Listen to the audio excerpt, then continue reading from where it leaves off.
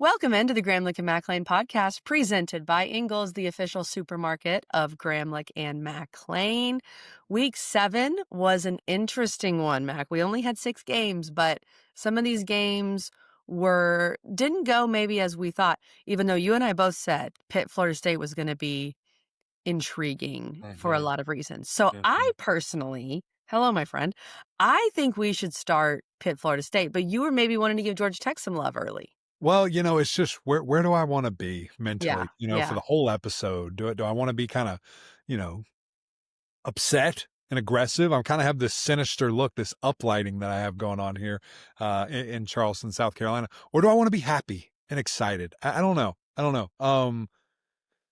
Let's just get it out of the way. It's the only negative, quite frankly. I mean, NC State, I knew that was going to happen. It's not negative. It just is what it is. I just knew that I knew that was going to happen. I had zero doubt in my mind that's exactly how the game would go. So yeah, let's just get it over with. Let's talk Knowles. Let's do it, because we also have, Clemson looked better. We'll get into that. We're back, by the way. Can't wait. Just kidding. Let me pull the brakes. Back to what? Back where? We'll get there. So here. Yeah, we're good.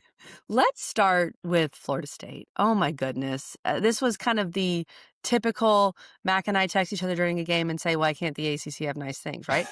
But you also you're watching Pitt and you're thinking, Mason Henschel looks pretty good. Like, this Pitt team looks fun. If Pitt hadn't lost to West Virginia, they'd be ranked now. Louisville loss is fine. West Virginia loss, not so fine. But Pitt beats Florida State 34-31. The big key that you and I talked about in our preview was Desmond Reed. Was he going to play? Was he going to not play? And then, of course, Saturday morning, we're seeing he's going to play. Dude had 8 catches for 155 yards and 2 touchdowns. Like, Desmond Reed is a game changer. We know that. The dude is unbelievable. And then Mason Henschel, this freshman who they're talking about on the broadcast, that Pitt was his only Power 4 offer. When Narduzzi saw his film at first, he said, nah, I'm good. And then Cade Bell said, can we watch it again? Because I really like him. And then Cade Bell, wanted him. It's just a crazy situation that's going on at Pitt, but they look so much better. And then you could flip it to Florida State, Mac. We said, we're going to find out what Florida State's made of. And at this point, you're 0-3 in the league. It feels like you didn't solve all of your issues from last year. So we'll just start there. Yeah, it is so fascinating. Let's start with picks. I think all those things you just said were really great. And the reason why it's a little bit of celebration, but a little bit more frustration is because it's like, why not take care of business earlier? Why do we have to get to the point of you lose out of conference? Yeah. When you beat the teams in conference you're not supposed to beat? That, to me, is what's so frustrating, because it's like, it's a stigma that's created that the ACC stinks because we get beat down by crappy teams out of conference. SMU losing to the Big 12. These guys losing to the Big 12, to West Virginia, who's god awful, like a horrible, horrible team. And then you go and beat ranked Florida State at their house. Like, it's just, it makes no sense. It's silly. It's frustrating. And that's why, like, it really is. Too. Yeah, it just gets me fired up, because it's just like, why can't you take care of business on the front end? And then it's fine. And guess what, Pitt, maybe you're ranked. Who knows what we're talking about here? Exactly. But what's worse? Because Florida State did the opposite. Florida State took care of business. They beat Alabama, and now they're 0-3 in the league. So I don't know. That's worse too. That's another. They're not getting away from this. They're part of this factor here. But so to look at the positives, Heischel has been unbelievable. I don't know what took so long. It's always one of those things. You and I always have this like quarterback conversation. If I, as a left guard, mess up or don't show promise or don't show this and that, I'm out. Somebody else is in. If a quarterback does that after being named the starter, it's like, We'll keep him in there. We'll Yeah, figure it out. But I will give Narduzzi credit. He ripped them boys out and he put somebody else in. And then you see what Mason's been able to do. And so, we questioned it obviously at first just because it seems so random. And we're not at practice. We have no idea what this, cat's able to do and how he goes about his business. And hearing from the broadcast, whether it's true or not, who knows? But he was showing up before anybody and he was staying after everybody and he's working his way up the depth chart. of I mean, course. maybe because it looks good and it looks like he knows what the heck he's doing. I was impressed with the poise at times, like staying in that pocket and moving around. And it seemed like anytime there was a clutch play running the football where it was Yeah. maybe a third and medium, third and long, Florida State just super undisciplined in their rush lanes. He's like, oh, look, there's 20 yards. I'll go get that. Fine. No worries. I love that. Thank you, Florida State. Extend plays. Obviously, Desmond Reed's such a fun player. Like that dude, pound for pound, might be the greatest college football player. Like Yeah, yeah. so good. He is so teeny, but he makes it happen. And he's just so electric. I mean, a running back going for 150 yards and a couple tutties is crazy. Like it's just super fun to watch how good that dude is and how much of an impact, he can make in a game. So, I thought they had a great plan, thought they executed really high level, got back to Tommy defensively, had a couple, tackles for loss and made things happen. So give a lot of credit, to Pittsburgh. Fun to watch them, fun to see, what they're able to do. But I do just go back to, golly, if you could have just Mhm. taken care of business, how different of a, conversation this would really be. We'll get to the Florida State side. For Pitt, you bring in Henschel against Boston College. He's able to BC is obviously very bad, and they're so injured. He's able to play really well, get a lot of confidence, but they didn't need him to use his legs against BC. I think he had like 28 rushing yards.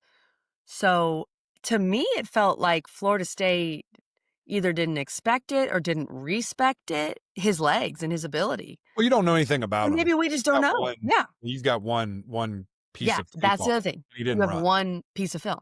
So you don't know how mobile he is, and then he's out there torching you. And you're like, "Dang." So, I mean, yeah, Mac, he was really impressive. He did have 2 absurd picks, like, just Yeah, bad. crazy. That's the young guy. Yeah. Yeah, but he's young, and he's a gunslinger, and, he was able to make up for it. If you had told me, Mac, that Florida State, because we talked about how they only had 11 sacks going into this game, they needed to pressure the quarterback. Mhm. Florida State would have had 5 sacks, 8 tackles for loss, and 2 picks, and lost the game. I would have been so confused. And the reality was Pitt just made clutch plays, to your point. They converted on 4th downs. You had the Florida State fumble in the 4th quarter that was really bad for their momentum. And then, I mean, Deuce Robinson getting hurt was definitely a factor, and we can talk about that, Mac. I'm not saying they win the game if he's healthy, because you don't know. And Danzy was crazy, 7 catches for 133, but I thought that was a factor too. Yeah, no, to look at Florida State, I think they had a lot of guys out. You have your right tackle out, you have your best tight end out, you eventually your best player, wide receiver there in Deuce out, and a couple other just key players. I'm not making an excuse. It should not matter. Like, figure it out. Find other guys. And I had said that.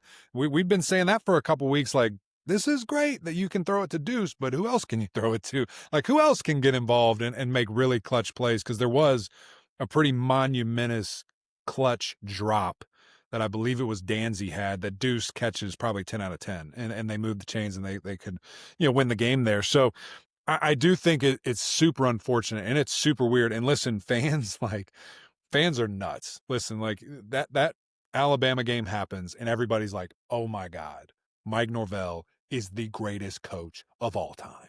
We're so back. And now these 3 games in a row happen, which, by the way, I think have all been 1-score overtime, like crazy games. And they're like, get this mother brother out of here. Mother Like, brother. fire him today. And it's just, you can't pay attention to it. You can't listen to it. It is unfortunate. And it's just so weird. Like, let me pull up their schedule so I can do some quick math here to literally see. I wasn't sure what you're about to say. Yeah, I can get I was like, surely Eric McLean is not do going to that. So you got the overtime loss, which obviously, going for 2, so that makes it a little bit wider of margin, but it's a 1-score Yeah. game.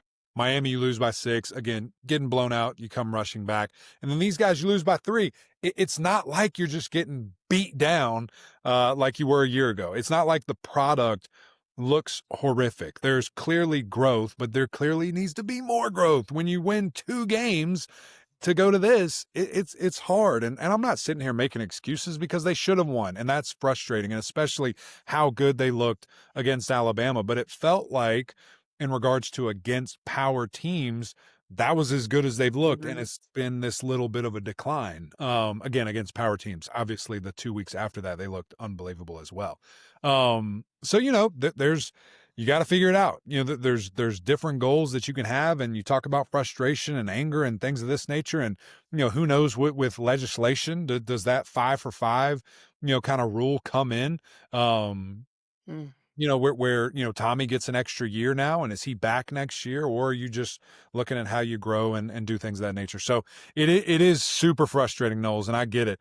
But you just got to keep grinding, and you got to keep building this program and trying to make it to what you want it to be consistently, down in Tallahassee. Okay, I'm glad you said building the program, because this is my other main question with Florida State. Can you build a true program the way they're doing it? It's so portal focused Yeah. every year. And from a recruiting standpoint, if you look at all these different things, we know Norvell has not recruited high school like Florida State fans probably want him to. Now, some other programs are able to go portal and have a lot of success, but I would say most programs out there still are able to bring in high school guys. When you look at your rival down the road, Miami's done a great job of recruiting high school guys, elite high school players, Yeah. while also using the portal. When Yeah. Ruben Bain is a homegrown guy, when Malachi Tony's a homegrown guy, like Maui Noah, like that's a huge difference. So do you feel like that's part of Florida State's issues? Because how strong is your culture Mm. if guys are coming in every year and it's just kind of a different thing? Maybe Yeah. it's good because you can flush 2 and 10 quicker, but again, how strong is that culture overall? Yeah. And I think I think they have gotten better in recruiting. Like, I just looked it up. They have the 13th class in the country right now. They've got a Right 5-star, now. 4 stars. So those Yeah, guys so I, aren't I on the think roster yet. think you're getting to that. Like, you're Yeah. building it, and maybe they had to do it a little bit differently. And maybe that was something that they were, Norvell and company were receptive to. They're like, hey, go hit high school harder, and doing it that way. I do think that when you talk about building and sustainability and things like that nature, I do think Kevin Sperry is a good answer there. Like, the Yeah. young freshman quarterback, like, there's some juice there. There's some excitement in the limited time that we've seen him play. People are like, oh, okay, this is cool. Good point. And so if he gets the keys to the car, and is he able to fully learn and become immersed, in this Gus Malzahn offense, and does it take it to another place? Cause he's probably a little bit of a more polished passer in the things in regards to staying in the pocket and doing his things that way. So I don't know. I don't know if it's sustainable. I don't know, turning and burning, 30 players a year is Yeah. sustainable. I don't think that is. But like you said, if you're able to do it kind of like Miami and like Ohio State and Georgia and some of those programs where you recruit at a super high level, and then you can fill in gaps with right now ready-made ballers, then yeah, that's something Mhm. where it's really fun to watch. So can they get to that? Will they have the time to get to that? I don't know. I don't know. It is interesting. There's a lot of money invested in everything going on right now in Florida State. I don't know if you really just want to rip off a Band-Aid and say, we'll pay $50 million buyout and let's start over again. I don't know if that's the case. And I don't think anyone's thinking that way outside of, silly, crazy fans. Yeah, I don't think that's the answer either, but Yeah. I do think it's a fair question to kind of look at their approach. And then just to finish up with this game, for Pitt Mac, it feels like they have their future in terms of quarterback with Mason Henschel and Cade Bell and what he's done there at the offensive coordinator. Bad news. I thought they had that with Holstein, so who knows? That's Last a year he was fair great. point. He got hurt. He was fantastic, and Yeah, everyone it's a spoke good so point. highly about him, how competitive he is, this and that. And then I don't know, quarterback play. Just to wrap up with Pitt, like you said, that has been a glaring issue for them since Kenny Pickett has left. Like, Oh, that yeah. has been the issue of why Pitt maybe wasn't what they were for those 100 years that Kenny Pickett was there. It's a big deal. Quarterback's a hard position, and it's, if you've got a guy, you're in a great place. If you don't, A lot of other issues will come to light very easily. I mean, that's a fair point to say we thought Holstein, but yeah, because Pitt was 7-0 and we were all excited last year. And then, look what happened. Okay, we started with some of the negative there for Florida State, Mac. We'll get to some positives.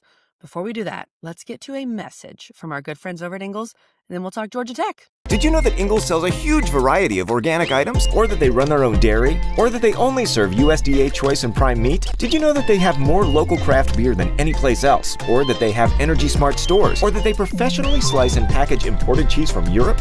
Did you know about their giant international aisle, local farm partnerships, curbside pickup, wine department? Or that they donate 3,956 meals a day to local food banks? Well, now you do. It's all in the bag. Ingles, low prices, love the savings. Okay, Mac, let's dive into some happy things. Well, of course, there's always going to be one team that's sad, but we'll talk Georgia Tech. Good for the league. As number 13, Georgia Tech beats Virginia Tech 35-20. Georgia Tech gets out to a 15-0 lead in the first quarter. They don't look back. They go for two early. Haynes King, 20 of 24 for 213 and 2 touchdowns. The biggest this is kind of what we thought would happen, Mac, in this game. The biggest thing that I took away was Malachi Hosley just emerging. The Penn transfer. He was the Ivy League Player of the Year last year. And of course, Brent Key told us in our season preview episode of Georgia Tech, we brought in more running backs. We need more guys there because we're worried about injuries, whatever. And that paid off to have 100%. him. Jamal Haynes, not sure, how healthy he is, but Hosley was awesome. That was big for Georgia Tech. Yeah, it really was. And the ground game, just typical. It's what they do, averaging almost 7 yards a rush, 3 touchdowns on the ground, explosive plays, 30 yards, 20 yards, etc. They when they're moving like that, it's hard to stop, and then B, it's just really fun to watch because they're so creative. They do a bunch of different things, and I'll kind of I need to think how I want to phrase this. I'll just say it this way. So one of the plays that I saw where they had kind of a split backfield and a 3-back. So you've got like technically 3 backs in the backfield with your quarterback. Tight end goes across the formation. Running back does a misdirection to the right. So you've got one guy going to the left, one guy going to the right, and then it's a zone read where the running back's hitting the front side, which is actually the back side, a gap. Quarterback pulls it, rolls out, and just dumps it. And you're just like, what just happened? I couldn't imagine being a safety or a linebacker just like, huh? And then the ball's going this way, and you're just like, where did it go? Where did it go? So they still, are running this crazy triple option. It's just from a spread approach, and it's just a much more, throwing the ball approach. But they've got options, and Haynes is so good at it. And that was, really what was so fun talking with him last week about that, KG, of just, how do you do it? How do you process all that? How do you do, such a great job of knowing your options, your keys, your reads? Because there's literally so much that he has to think about with the motions and the reads pre-snap.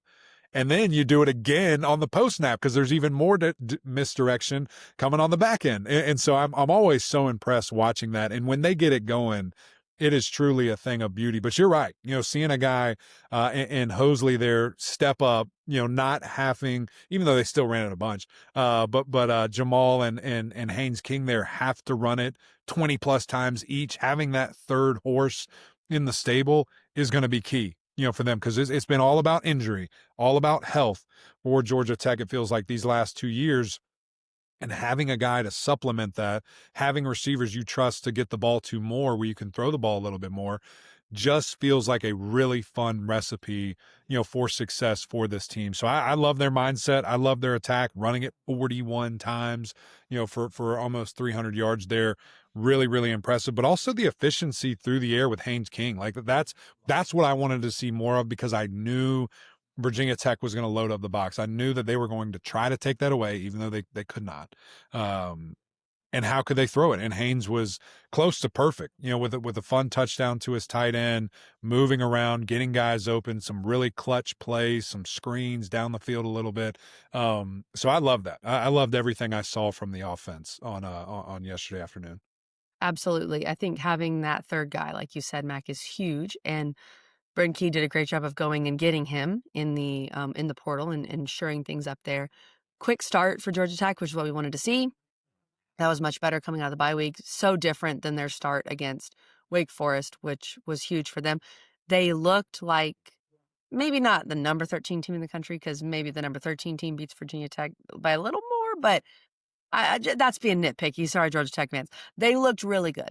And that's what we wanted to see from Georgia Tech. So much better than the Wake Forest game. It feels like the Wake game was a little bit of an anomaly in some ways. And low key, I think Wake's going to go bowling. So I don't think Wake is that bad. And I have become a full Deke supporter There we go. on this pod this year.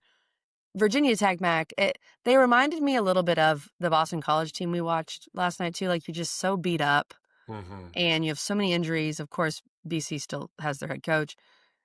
They punted on their first 3 possessions. You just feel like, okay. Georgia Tech did not turn the ball over, which that was huge. This stat, Mac, Virginia Tech was 0 for 8 on third down. How are you going to win a game if you can't convert a third down? Like, that's crazy. Yeah. No, you're not going to be able to. And, it is unfortunate, right? Because that is such a – I feel like we've said this for 5 years. We love them. We love them. We love you. You guys at NC State, we love you. Trust me. But you bring us a lot of heartache, a lot of pain, and it's just, it's one of those things where it is just sad. It feels like it's just a ship taking on so much water, just sitting there. And like, we're just passing by like, y'all good? All right. Hope you're okay. And just keep going. And you just really, I think this is a bigger picture, answer here. I just hope they figure it out. I hope they go get a head coach that understands the privilege that it is to coach the Hokies, understands the, sleeping giant potential that he has in this program, from a fan base, hopefully from resources. They announced the approval of the money. I don't think, it's interesting. There's a bunch of different, kind of takes on it. I don't think they necessarily have the money. I think it's the approval for it. I don't know if that's different allocations of budgets or a fundraising launch to that or changing student fees, things of that nature. It sounds like they feel confident about it, which is a huge deal, but I don't know if it's necessarily like in the bank right now today. And then, the general manager, what kind of role is that person going to have? Are they going to be above the head coach? Are they going to be equal to the head coach? Are they going to be under the head coach? Like what is the dilemma with all of that? Because it's a great job. It's a great situation, a great recruiting bed, clearly in that state, the DMV area, things of that nature. And that you just want it to be back. It's such a great brand. It's such a great fan base, all these things. So can they do it? I don't know. What can you salvage from this season? I don't know, and you just hope people are having fun at the end of the day. But big shout out to Georgia Tech. These boys are rolling, and the huddle's following them again. We're just packing the road. We're just following Brent Key wherever he goes. We're going to Durham, which is actually a huge game. That's kind of like a ACC championship eliminator. This is playoff football. We're going to see the Devils and the Jackets here. I cannot wait to see that. So that'll be a ton of fun this coming weekend. And Darian Mensah, big time player. Player of the year, baby. Let's go. Mid-season, not preseason. Mid-season. Mid-season. We talked about that in our Friday episode, so if you missed that, check it out. Okay, Matt, Clemson beats Boston College 41-10. I don't have many thoughts on BC. They are incredibly beat up, and they're just throwing guys out there. Clemson, probably played, it's fair to say, maybe besides Virginia Tech, well, Stanford too. 2 of the worst teams in the league back-to-back. And they've had kind of get-right games, 38-10, 41-10. How much do you feel like we've learned, Mac? I feel like Clemson's gotten some confidence for themselves, which maybe was the biggest issue. But what can you take from these 2 wins as Clemson heads into SMU? Well, it's just, how does it look? Do you have big-time plays, efficiency, running the football, which a week ago that was kind of, I was like, why didn't we run the ball better? They did great this game. I mean, averaging, almost 6 yards a clip there, 4 touchdowns. Really impressive to see that. Bryant Wesco, just a freak, like that dude. Thank the Lord for Bryant Wesco. Seriously. He's been Clemson's best player all year, leads the ACC in a bunch of different categories. He's been fantastic. He's crazy. So fun to watch. Antonio Williams, great to see him get involved. I think he doubled his catches, for the season in one game. And then just other guys stepping up and doing their thing as well. Cade, got a little banged up there. It's kind of I don't know. He's a competitor. Why is he doing that? In that context of where we are in the game, it just feels like another kind of just like, why? Just go run into 3 dudes as hard as you can, and one screaming downhill as fast as he can. I don't know. I don't know. That Ugh. was weird. That was weird. But I thought the offensive line had their best day by far. Okay. I love to see the guys getting out on the edge and the screens. I thought the screen game, which I don't like screens, It but was it is. better. The blocking was better. Yeah, the blocking was great. Big guys got out in space, really looked good. From that perspective, thought Adam Randall ran the ball pretty well. But just getting other guys involved, in the run game. There's a ton of guys here that got opportunities and got chances. Big P Woo getting in the end zone, as from I the love defensive. that. We're If there's back. one We're silver so back. lining of this season, I Yeah. love that Yeah. package. Love That's to so see that. fun. It was fun. It was fun. And again, the defense I thought played very, very well. Getting after the quarterback, tackles for loss, creating turnovers, just hitting guys in space. Really liked, kind of what I saw there. And with all that to say, it was against the second worst team in the league. So just understand, Clemson fans, like what the competition level is. That's going to ramp up this week against SMU, and the Ponies coming to town, coming off a huge win, which we can segue to that in a second. Yep. But that will be another indicator. And then, of course, Duke coming the weekend after that. 2 weeks from now, 3 weeks from now, you'll find out, is your team good? And have they made progress? And are they getting to where maybe we thought they would be? Or has not too much progress been made? That's where we'll find out. And who knows? Great opportunity for Clemson to continue down, because this is what it'll take. If you want, it's funny. Take what I'm giving to you. If you want any shot of even thinking about this college football playoff, you've got to blow everybody out this way, like everybody on your schedule. You have to do that. And if you're the hottest team in America, then you can be like Ole Miss and you can be like South Carolina last year, screaming, begging, and pleading. You didn't win the games you're supposed to win, but you won now. What can you do? If we've known anything about this year so far, we're going to have the most chaotic playoff we've ever seen. Like we might have a couple 2-3 loss teams in there. Playoffs? We're talking playoffs? Get out. I'm quoting Herm Edwards. Okay. All right. I hear you because there's chaos everywhere. But it's like I can't even think that way. It's just best case scenario. I want to be optimistic. I hear you. And I love that, Mac. I love that about you. Beat a team with a pulse. And I do think we'll learn something with Clemson SMU. SMU, yes, they lost to Baylor and TCU, but SMU has a pulse. Like SMU's got talent. SMU has Kevin Jennings. Let's see how Clemson looks against SMU. So that game getting a little more interesting. Let's do you have anything else for Clemson, Mac? I mean, anything else that stood out? I think we're good. Just, paying attention to Cade's health. Like, it's a good point. He took a big shot there, and it sounds like it was maybe his ankle. Which was weird. I thought it was like a head thing, but he was fine. But yeah, no, I think that'll be interesting to follow that. Yeah, it was really good to see. And I think your point about Antonio Williams, like he was very involved. That's what you're going to need. And of course, Bryant Wesco has been fantastic. Okay, Mac, SMU, they beat Stanford. When you said BC's the second worst team in the league, did you mean third? Because UNC's the worst, then Stanford probably, then BC? No, I think Stanford's the third worst. So okay, all right, fair. BC and Carolina, not good. Well, SMU beat Stanford 34-10. The thing I want to talk about is the two Kevin Jennings plays that were absurd. The flip that he did, and then the behind the back pass. That was insane, Mac.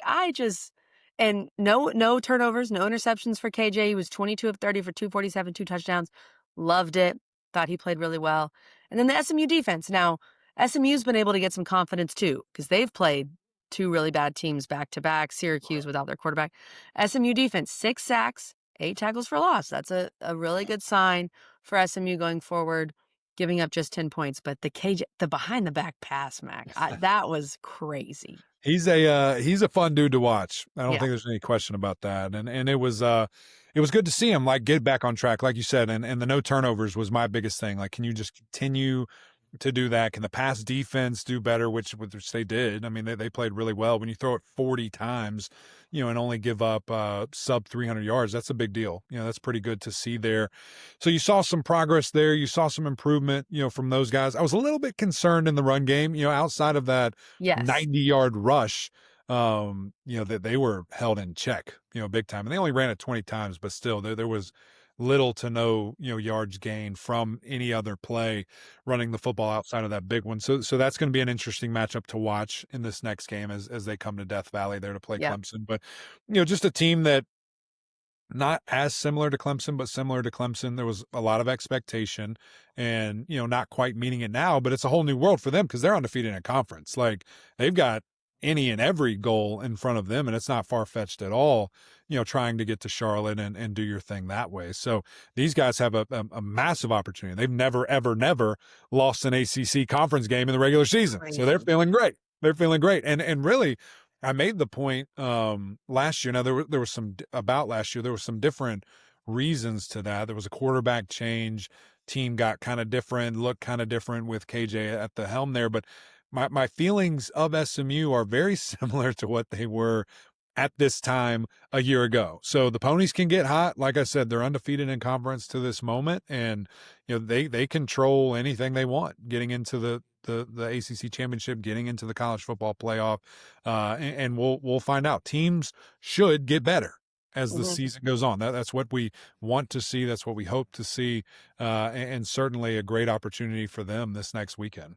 That's a great point, Mac, for SMU. And that's what, when you talk about, just back to Clemson for a quick second, when you talk about the P word, playoff, that's what's really a bummer for Clemson is the schedule. Because you don't play Miami. Well, maybe you're happy about that. But you don't control your own destiny. Like, you don't play Virginia. And you lost to Georgia Tech. You do play Duke. You play SMU. I mean, I guess crazy things can happen. But it feels like because you don't play Miami or Virginia, of course you lost 2 conference games.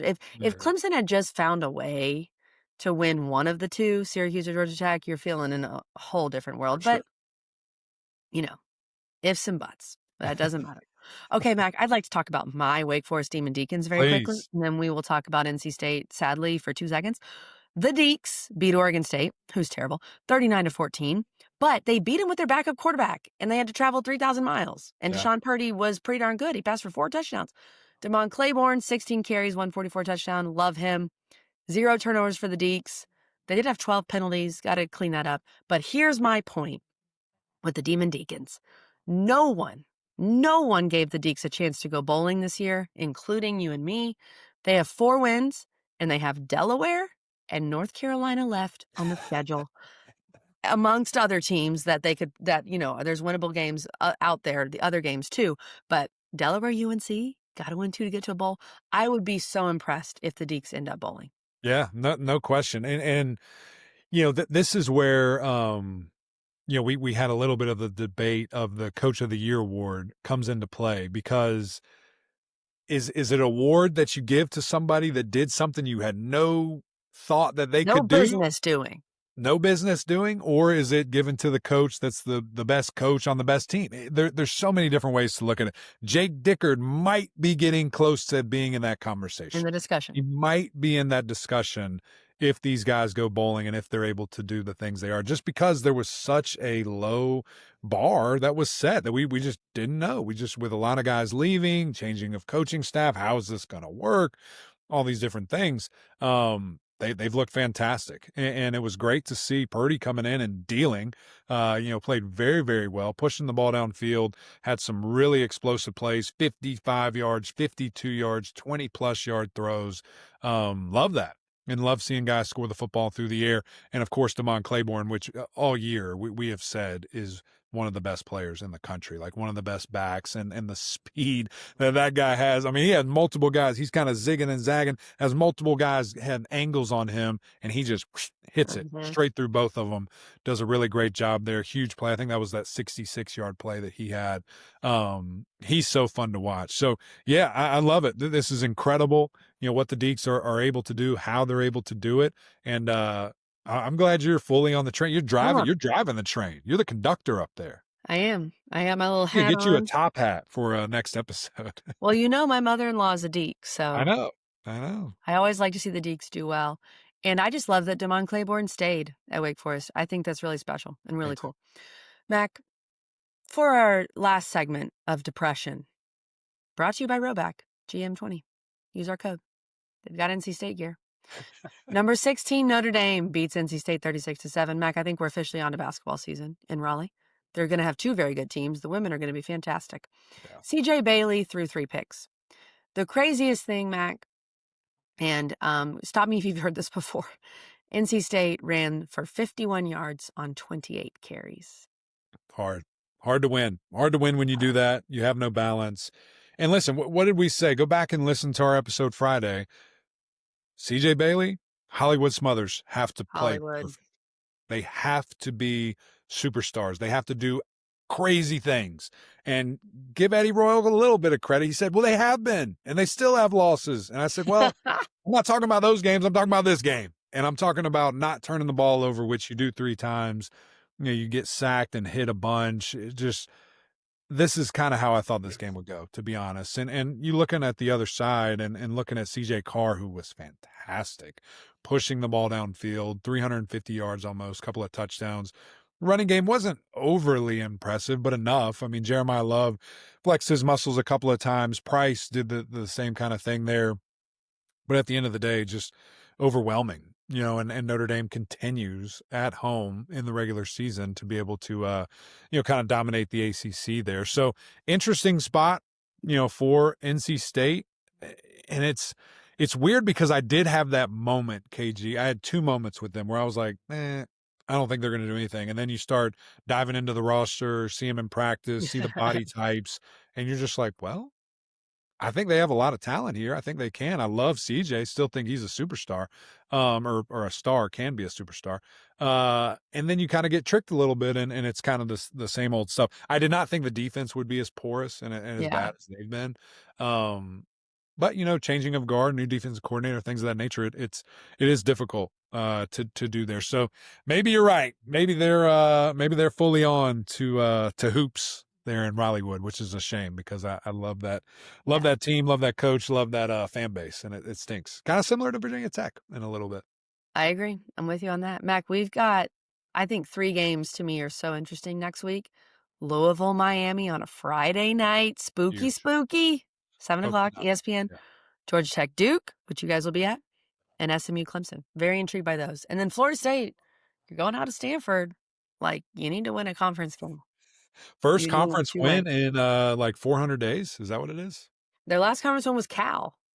Oh, there you go. So they're good with that. They're comfortable going to California. Gotta beat these West Coast teams, I guess. We'll see. Fun week. It will be a fun week. Appreciate you guys always. Thanks for tuning in, doing this journey with us. We appreciate your support. Go over to the channel. If you're still here, if you're listening somewhere else, go to YouTube, subscribe, jump on this thing with us. We have so much fun. A lot of great guests. We're going to have another huge one coming this Wednesday. And then as KG said, we will break down all of these games on Friday and cannot wait to see it. We appreciate you guys. Until next time, we'll see y'all.